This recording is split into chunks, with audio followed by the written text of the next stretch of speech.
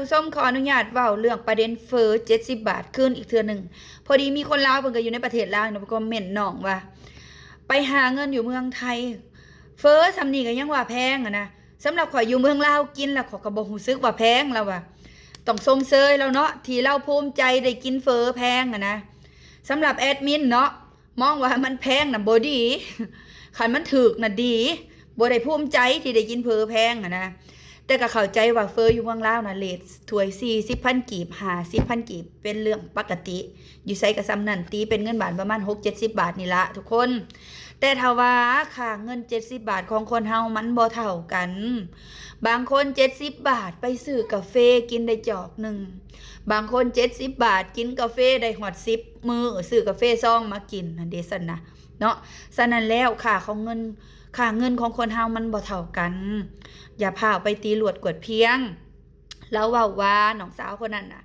สำหรับเราน่ะมันแพงแต่สำหรับคนอื่นน่ะบ่ฮู้แล้วเว้าถูกเลยเด้เราบ่ได้อยากดังคือกันกับมาดาม40 บาทหั่งเพิ่งเด้ทุมเจ้าฟังก็คักแม่เราเว้าแล้วบ่ได้บุลลี่หยังใดเราก็บอกว่าสำหรับเรามันแพงแต่สำหรับซุมเจ้าบ่แพงก็ดีใจนำซุมเจ้ามีเงินหลายซุมเจ้ารวยเด้ซะเขาก็หาเช้ากินค่ำเขาไปหาเงินอยู่เมืองไทยเพื่อเขาสิเก็บกำได้เพื่อเขาสิประหยัดมัธยัสถ์ส่งมาให้พ่อให้แม่ใส่เงินค่ารายวันที่เขาหาน่ะบ่ได้แม่นสิมีแบบหัวคิดหัวหาธุรกิจคือซุมเจ้าอยู่ประเทศลาวซุมเจ้ามีธุรกิจเฮ็ดมีทางหาเงินส่ำนั้นซุมเจ้าก็บ่คอมเมนต์อีหยังดอกแต่สำหรับคนอื่นมันแพงและอีกอย่างนึงที่แอดอยากบอกก็คืออย่าหลงประเด็นเด้อที่ได้ซื้อเฟอแพงแล้วสิภูมิใจน่ะบ่ต้องภูมิใจเพราะว่าหยังมันย้อนแย้งกันกับค่าครองชีพอยู่ลาวซุมเจ้ามองจังซี่ค่าครองชีพอยู่ลาวนั่นแพงเผอก็แพงแต่ค่าแห้งผัดถูก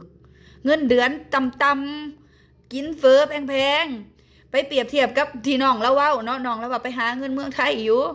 ค่าแห้งเขาผัดแพงกว่าอยู่เมืองลาวบัดเฟอเขาผัดถูกกว่าอยู่เมืองลาวหันเด้สิ่งที่เราอยากสื่อสารก็ได้นั่นแหละชุมเฮาอย่าฟ้าวไปภูมิใจที่ได้กินเฟอแพงเด้ออย่าฟ้าวลงประเด็นนี่แหละมันย้อนแย้งกันค่าเฟอผัดแพงค่าแห้งผัดถูกผัดสิภูมิใจบ่แม่นน้องเราบ่ได้บูลลี่อีหยังดอกเราเว้าความในใจเราออกมาซื่อๆในคลิปนี้แอดมินก็เข้าข้างแล้วเด้อแอดมินก็เห็นตรงกันกับเราว่าเผอมันแพงถามว่าซื้อกินคือเก่าบ่ซื้อกินคือเก่ามื้อใดอยากก็ซื้อกินคือเก่ามันแพงก็ซื้อเฮ็ดจั่งใดซ่านมันบ่มีห้านถูกวัตถุดิบอีหยังก็เอามาจากเมืองไทยเบิดยกเว้นผักอันหอมลาบและที่ปลูกอยู่ประเทศลาวนี่เฟอลูกศิษย์ก็มาจากไทยอีกแม่นบ่ล่ะทุกคน